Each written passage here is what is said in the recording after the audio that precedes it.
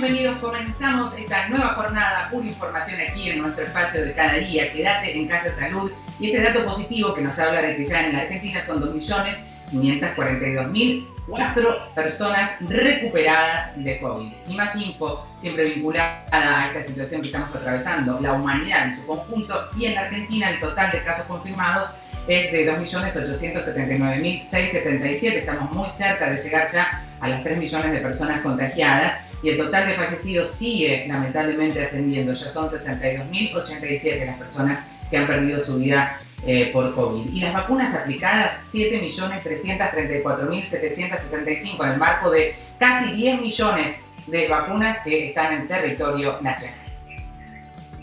¿Cómo les va? Los recibo hoy aquí en este modo en Casa Salud porque por supuesto siempre queremos seguir informando, cuidándonos. Ahí están las redes sociales, @miparatore, y siempre queremos seguir escuchándolos. Por eso los invitamos a que sean parte de nuestra encuesta. Recuerden, nuestro consultorio está abierto todos los viernes. Siempre invitamos a un especialista que nos dé respuestas y las opciones de esta semana es ginecología, gimnasia o cardiología. ¿Cuál de estas opciones es la que más te interesa? ¿Cuál de estas opciones es la que tenés más dudas? Bueno, ingresa a @ en Casa Salud OK y elegí, porque además de hacer tu consulta vamos a traer un especialista que pueda responderlas.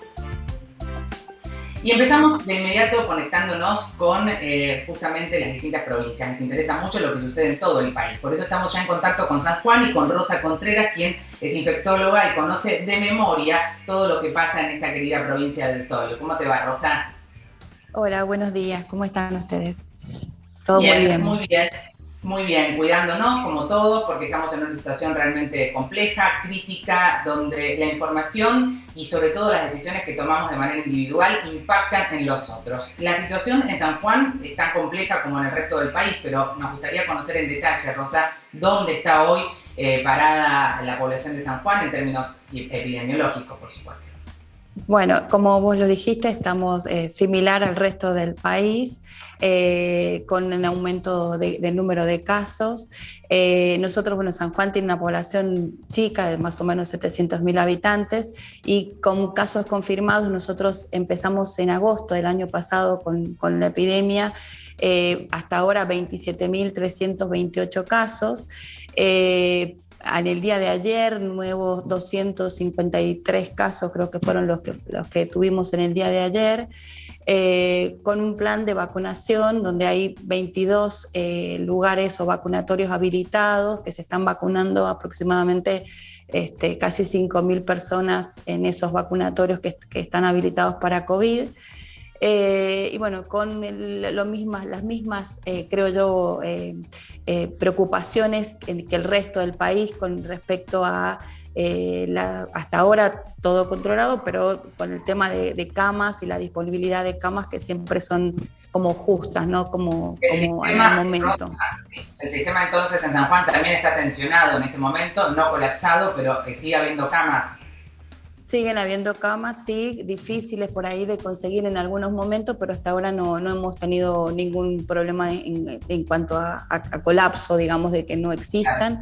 A veces se dificulta un poco, pero todavía tenemos, tanto en la parte pública como en la parte privada, esto se está manejando de alguna manera bien hasta ahora, ¿no? Por el momento. Ahora, el comportamiento social, si tendrías que hacer un balance, ¿crees que falta un poquito más de conciencia? ¿Crees que falta todavía un poco más de cuidados? ¿O notas que la población comprende la necesidad de tener estos cuidados como hábitos? No, en eso creo que coincidimos con un montón de especialistas de todo el país, que la gente después de un año de pandemia no ha logrado, o por una cuestión de cansancio o hartazgo de todo esto, comprender la gravedad de la situación en el no acatar con las normativas o las recomendaciones que uno solicita, ¿no? San Juan tiene en este momento son 4 casi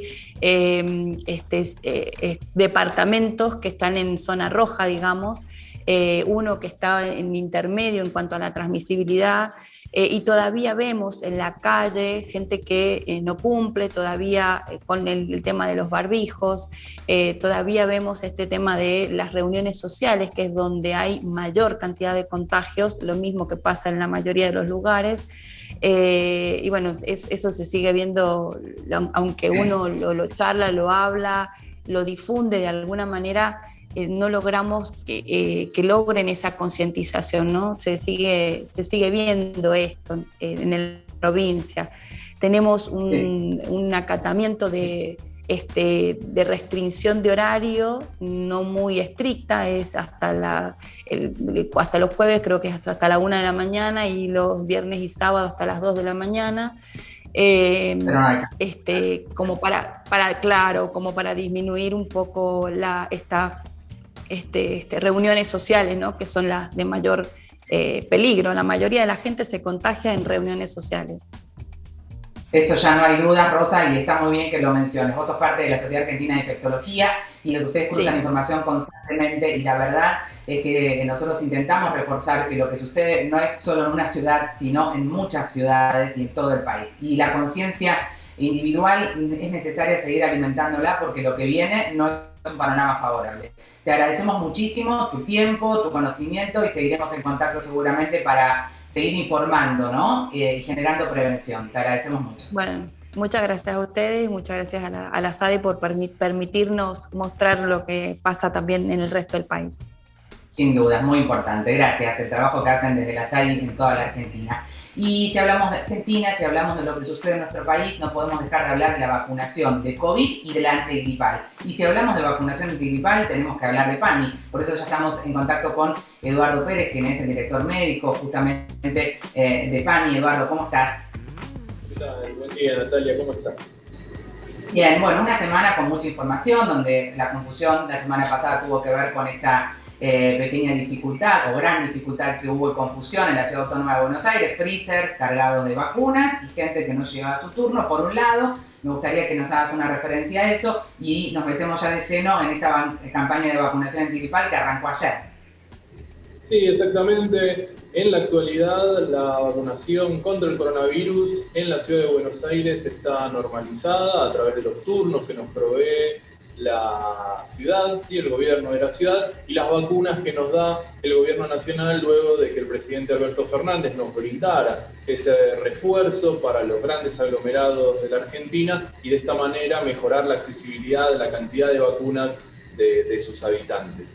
Y como vos mencionabas, esta semana comenzó la campaña anual de vacunación antigripal en PAMI. Tiene las mismas características, ¿sí?, que otros años. Se la tienen que dar los adultos mayores de 65 años, se la tienen que dar las mujeres embarazadas, los niños menores de 2 años y además las personas con morbilidad. Pero hay una diferencia, Natalia, que te quería contar, que es central, y que este año los afiliados y las afiliadas de PAMI tienen que preinscribirse para tener un turno antes de ir a la farmacia. ¿Y esto para qué? Básicamente tiene 2 objetivos. El primero de ellos es garantizar el distanciamiento social, asegurarnos de cuidar a nuestros adultos mayores, que no se agolpen en las farmacias y que de esta manera evitar la transmisión del coronavirus. Y por otro lado, garantizar los 14 días que son necesarios entre ambas dosis de vacuna. Es decir, la vacuna contra el coronavirus y la vacuna contra la gripe tienen que estar separadas por 14 días, ¿sí? Y de esta manera nosotros, al preinscribir a nuestros afiliados y afiliadas, lo que hacemos es garantizar que esos 14 días existan y además, por supuesto, continuar priorizando la vacuna contra el coronavirus, que este año está por encima, sin duda alguna, de la vacunación antigripal. La prioridad, sin dudas. Ahora, es importante recordar por qué se pide este intermedio entre una y otra. Y tiene que ver con que si se genera una sintomatología podamos saber si tiene que ver con la antigripal o con la de COVID, ¿no? Mira, tiene muchas razones científicas. Viste que una de las características de esta pandemia es que fuimos conociendo al virus y fuimos conociendo los tratamientos y la vacuna a medida que íbamos implementando las distintas medidas. Por lo tanto, en un primer momento, la interacción que pueden tener las 2 vacunas al ser aplicadas al mismo momento, que es lo que todos desearíamos, todavía es desconocida, todavía falta profundizar acerca de si la inmunidad que generaría la vacuna contra el COVID y la vacuna contra la gripe sería igual, sería menor o sería superior. Así que frente a esa inquietud, frente a esa duda que todavía la comunidad científica no ha podido responder, porque estamos todos los días aprendiendo de la pandemia, es que se ha puesto estos 14 días para asegurar que la inmunidad que genera la vacuna contra el coronavirus y la inmunidad que genera la vacuna antigripal sean las adecuadas, las esperadas. Como bien decís, todas las vacunas tienen efectos adversos, habitualmente en el 90 y pico % de los casos es de efectos adversos muy leves, como dolor en el brazo, una línea de fiebre. Las dos vacunas tienen habitualmente los mismos efectos adversos. Muy bien, y me parece muy importante, si vivís en Buenos Aires, no tenés que inscribirte en no tenés que llamar a ningún lugar, tenés que inscribirte en la página del gobierno de la Ciudad de Buenos Aires y allí vas a tener tu turno para vacunarte a través de PAMI. Y por otro lado, si querés vacunarte con la antigripal, sí tenés que ingresar a pami.org.ar/antigripal, ahí lo vemos en el Zócalo, y ahí tenés toda la info, toda la data, 15 días entre una y otra. Así que, Edu, vamos a seguir con esto, informando, por supuesto, con paciencia, poco a poco. Hay mucha población que ya está cubriéndose con la antigripal, con COVID, así que calma, tranquilidad, que estamos mucho mejor en relación al año pasado y nos queda todavía un largo trecho y hay que seguir cuidándonos. Te mandamos un abrazo grande, Eduardo, gracias. Gracias a ustedes, a vos, Nati, y a toda la audiencia. Muchas gracias. Muy bien. Y vamos a compartir este consejo, un consejo muy importante que tenemos que tener presente cada día, minuto a minuto. 1 de cada 2 casos de COVID-19 se registra en el AMBA. Hoy circulan variantes del virus, más transmisibles y posiblemente más letales. Para frenar esta segunda ola, debemos reducir al máximo el desplazamiento de personas. Por eso, hasta el 30 de abril, se tomaron diferentes medidas colectivas, transitorias, intensivas y focalizadas geográficamente, como la suspensión de las reuniones en espacios públicos al aire libre de más de 20 personas y las reuniones en casas particulares. El objetivo es detener la velocidad de los contagios y permitir que el sistema de salud pueda atender a quienes lo necesiten. El compromiso es individual y colectivo. Cuidarte es cuidarnos. Argentina Unida. Cuidarte es cuidarnos, así que seguimos haciéndolo, usar el barbijo, mantener la distancia, usar tapabocas, lo que siempre decimos, la higiene de manos, todos esos hábitos llegaron para quedarse y no te los tenés que olvidar. Hacemos una pausa, enseguida volvemos.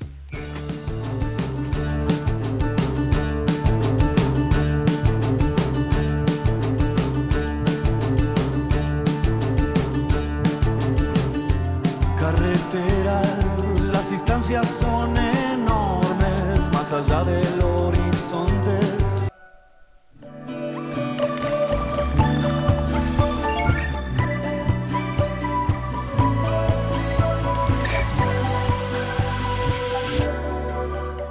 Bueno, si te enganchás ahora, te cuento que estoy acá en esta escenografía que no es la habitual porque hemos tomado una decisión, como siempre les digo, de ser responsables. Como tuve un contacto estrecho y hay una situación que todavía tiene que definirse, tomamos la decisión de aislarme para evitar cualquier complejidad, y esas son las cosas cuando hablamos de la responsabilidad individual. Si nosotros tenemos una leve sospecha, tenemos que automáticamente tomar decisiones que cuiden no solamente nuestra salud, sino también la de nuestro entorno laboral, familiar. Así que estamos acá y vamos a acompañarlos durante unos días, justamente desde este lugar que es mi casa, un espacio en el que los invitamos justamente para seguir cuidando la salud. Y si seguimos hablando de cuidar la salud, que es lo que más nos interesa, vamos a hablar también con una gran dermatóloga que ya la conocen, y quienes no se las presento, Gaby Litva, que ya está en contacto con nosotros, para hablar de una problemática muy común. Gaby, ¿cómo andás?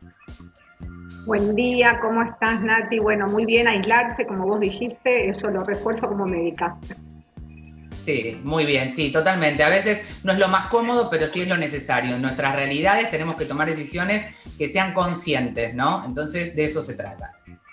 Exacto. Gaby, hoy vamos a hablar de la caída de pelo. Y hay una pregunta que vos sabés que siempre llega y mucho, y tiene que ver con personas que después de tener el COVID, que es otra situación que a veces no atendemos, pero ya son casi 3 millones las personas que han superado el COVID, muchas, y tienen distintas dificultades. Entre esas, algunos manifiestan caída del pelo. ¿Puede estar vinculado a un cuadro post-COVID?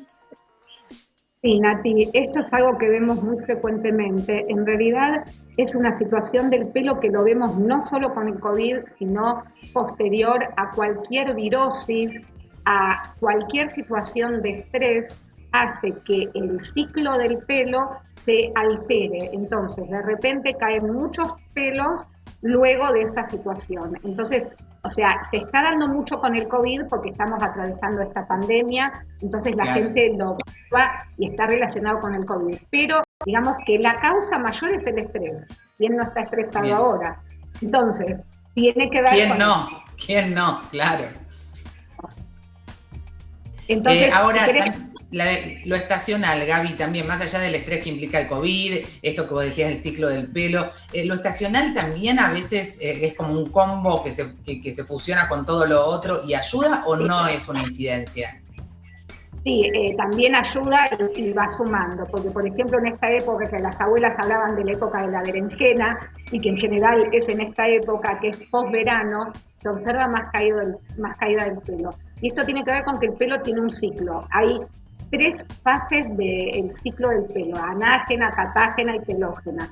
Y por suerte, porque nos hicieron bastante perfectos, se va cayendo en fases el pelo, no es que se nos cae todo junto, por suerte. Entonces, sí es real que está relacionado también, como decís vos, con el tema de, digamos, de épocas del año. En otoño es una caída importante, en primavera es otra caída importante. Vamos a compartir una placa que hiciste vos con la producción. Vamos a empezar por los no que hay que evitar justamente para no ser cómplice de la caída del pelo. Vemos una placa donde hay algunos consejos que elaboraste vos. El cuidado del pelo, lo que no hay que hacer. Perfecto, ahí lo veo, lo estoy viendo. Pero espera que quiero decir algo más del efluvio telógeno para que la gente se quede tranquila, porque no lo pude decir antes porque me apuré. El efluvio telógeno es autolimitado, o sea, esta caída del pelo que están teniendo post-COVID o post-cirugía o post-embarazo, en general aparece 2 o 3 meses después de lo que pasó, y de todas estas cosas. Y después se recupera el pelo solo, no necesitan usar nada, se recupera solo. Bien. Si la caída se prolonga más de 6 meses, ahí tienen que consultar.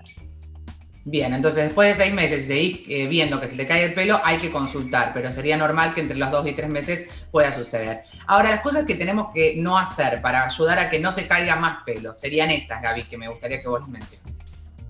Sí, todas estas medidas hacen que el pelo se dañe menos. Entonces, esto es como una medida general para evitar, digamos, que el pelo justamente se dañe. Y una de estas son... Entonces, sí, evitar el uso de la planchita y secado de pelo, no darle todos los días, la tintura, que es muy frecuente también, el formol y sus derivados, que lo podemos encontrar en shampoo también o en tratamientos de alisado. Y esto me parece importante que lo digas. ¿Por qué evitar recoger el cabello muy tirante? Porque se va a desencadenar una alopecia que se llama por tracción. Cuando uno tracciona mucho el pelo, entonces tiramos todo el borde de estos pelitos y salen. Entonces aparece una alopecia generalmente en esta zona. Las mamás que le tiran el pelo a los chicos mucho, también. Le duele la cabeza, todas cosas hermosas que pasan. Bueno, y evitar el cepillado frecuente es otro de los hábitos que en principio no nos convendrían para cuidar el pelo. Y los que sí, rápido lo vamos a ver, entonces lavarse diariamente, sí está bien, utilizar máscaras capilares al menos una vez a la semana, utilizar peines de diamantes anchos y de madera que evitan traccionar el cabello, el shampoo en el cuero cabelludo, el resto crema enjuague y la toalla de algodón o microfibra. Resumen de todo esto, Gaby. Bueno, todo lo que dijiste es así. La verdad es que lavarse diariamente es muy importante porque en general hay como un mito de que si te lavas más seguido se cae más el pelo. No es así, realmente hay que lavarse todos los días. Si no se genera inflamación en el cuero cabelludo y eso hace que... Bien, vamos a decirle a todos, ahí lo pueden ver, doctora Litwack, Litwak, ahí la pueden seguir a Gaby con más tiempo, nosotros queremos siempre presentar las noticias, los ejes temáticos, Gabriela luego los va a poder seguir contactando, doctora Litwack, la pueden ver ahí en su Instagram con sanos consejos para nuestra piel, no solo para el cabello. Gracias, Gaby, un abrazo grande para vos. Sí, nos vemos. Bueno. Y hablando de la salud capilar, volvemos ahora a hablar de la salud integral y sobre todo de esta situación que nos está, por supuesto, llamando la atención a todos, nos atravesó la vida y nosotros tenemos a un genio que lo queremos tanto, y que siempre nos ayuda a entender fácilmente qué es lo que podemos hacer, dónde estamos parados, y es el queridísimo Tomás Orduna. ¿Cómo estás, Tomás? Buen día, Nati. Gracias, un gustazo estar contigo. Muy bien, por suerte, gracias por estar contigo y la audiencia. Bueno, sabes que te queremos mucho y sabes que en este momento, más allá del cariño, necesitamos que nos orientes, que nos ayudes a entender, sobre todo en ciudades donde hay mucha confusión, y eso realmente no ayuda para que la gente y que todos nosotros podamos sostener una actitud calma, ¿no? ¿Dónde estamos parados? ¿Qué se viene? Viste que sabemos que va a haber medidas un poco más restrictivas, no paran de crecer los casos y la realidad de esas cifras es imposible ignorarlas, Tomás. Sí, claramente. Estamos en un momento muy preocupante, lo que viene ocurriendo en las últimas 3 semanas, con gran ocupación de camas de terapia intensiva, de camas generales fuera de terapia intensiva, con muchos pacientes jóvenes que requieren de suplemento de oxígeno, con números que son inusitados. Es decir, si vos me decís cómo pensaba yo que podíamos estar hace un mes y pico atrás, no creí que íbamos a tener semanas con 27.000, 30.000, y lo peor de todo esto son con días de más de 500 fallecidos, 500 tragedias. La verdad que todo eso llevó a un rápido reacomodamiento de las medidas del día 9 para el día 16, incrementar el tipo de restricciones, y a eso se le agregó algo fundamental que fue el inicio a partir del día 16 de fiscalizaciones que hoy creemos que son las que fundamentalmente se deben incrementar. Digo esto porque más allá de las restricciones, que creo en principio, de acuerdo a lo que hemos escuchado anoche como una suerte de consenso, deben continuar por un lapso de 2-3 semanas que el Ejecutivo Nacional, junto con las reuniones con gobernadores, decidirán. Más allá de continuar de manera, general, promedio, con las mismas restricciones, podrán ajustarse algunas en alguna provincia de acuerdo a lo que los gobernadores o incluso intendentes digan. Fuertemente el tema es una cuestión de fiscalización de parte de las autoridades locales o gubernamentales para que se cumplan, porque de nada vale tener medidas restrictivas si no se cumplen. De parte de nosotros, ciudadanos, comunidad, lo que tenemos que hacer es claramente entrar en conciencia. No podemos seguir teniendo este crecimiento, vuelvo a decir, inusitado, que puede llevar a situaciones de tanta tensión que nos obliguen a ver imágenes que todo el tiempo intentamos evadir, no tener, que fue lo que nos pasó en la primera ola, que es no tener que decidir entre el paciente A, el paciente B o el paciente C, sí, a ver quién gana la cama de terapia como en una lotería o en un bingo, cuando otros se van a quedar afuera. Cuando hace falta tener una cama de terapia, exactamente, hay que tener esa cama de terapia. Y para eso hay un compromiso nuestro, de las personas, porque de lo contrario parecería que esto es todo maná del cielo que viene desde la cuestión del Ejecutivo, y no es así. Mira, ayer hubo una reunión, vos lo sabés muy bien, Tomás, donde justamente colegas tuyos y muchos referentes manifestaban esto mismo que vos decís, esta preocupación, que no tiene que ver con una opinión, tiene que ver con un análisis profundo de las cifras. Hay mucha gente que opina de cifras con herramientas escasas en términos epidemiológicos, entonces ahí es donde se genera la enorme confusión y la falta de certezas, ¿no? Está muy claro, ¿quiénes somos responsables? Todos, cada uno de su rol, los ciudadanos por un lado, los que gestionan por el otro, y lo que vos dijiste, hay algo sumamente importante, el consenso, es la hora de los consensos, porque desde el consenso vamos a poder tomar decisiones correctas. La realidad es que el sistema está tensionado, vos lo debes ver todos los días en tu trabajo, tus colegas, y lo que podemos hacer es empezar a entender que hay que cuidarse, que hay que aislarse, que hay que tomar decisiones que te cuiden a vos y a tu entorno, Tomás.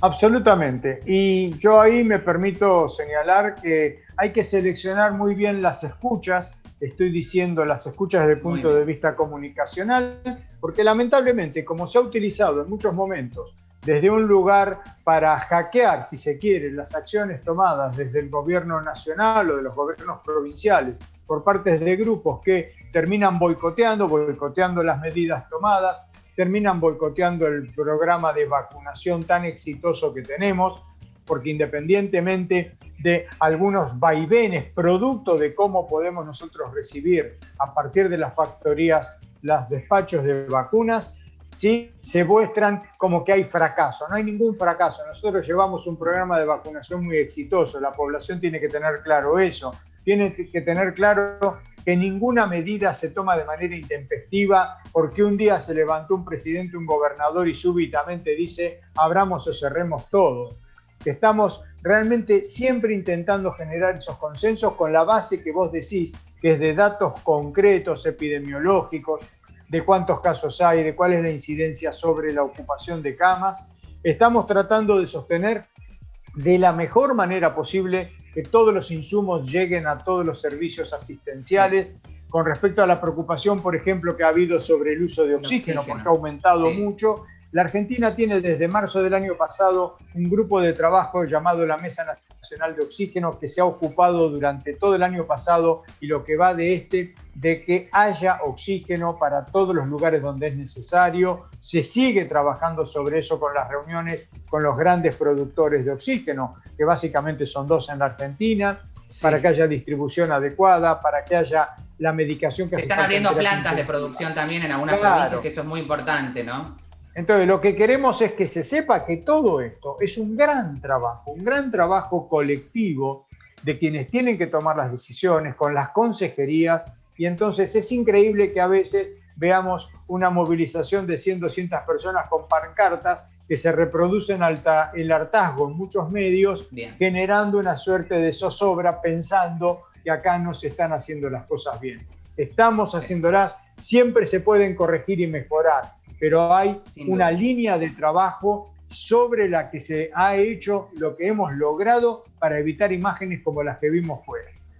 Bien, Tomás, te agradecemos muchísimo este tiempo, este análisis, esta reflexión. No nos vamos a cansar de seguir haciéndolo. Esa es nuestra tarea, informar, evitar la infodemia y formar y educar en salud. Es necesario y lo vamos a seguir haciendo. Te mandamos un abrazo grande y seguramente vamos a seguir en contacto. Gracias, un abrazo para vos y para todos ahí. Chao. Muy bien, y nos despedimos de todos ustedes, queridísimos televidentes, recordándoles que lo individual suma, que lo colectivo es lo que definitivamente transforma y que hay que seguir cuidándose. Cada una de nuestras acciones van a tener consecuencias, así que esperemos que sean las mejores y depende de vos, de mí y de todos nosotros. Nos vemos mañana a las 9 aquí en la pantalla de la Televisión Pública Argentina. Chau, muchas gracias.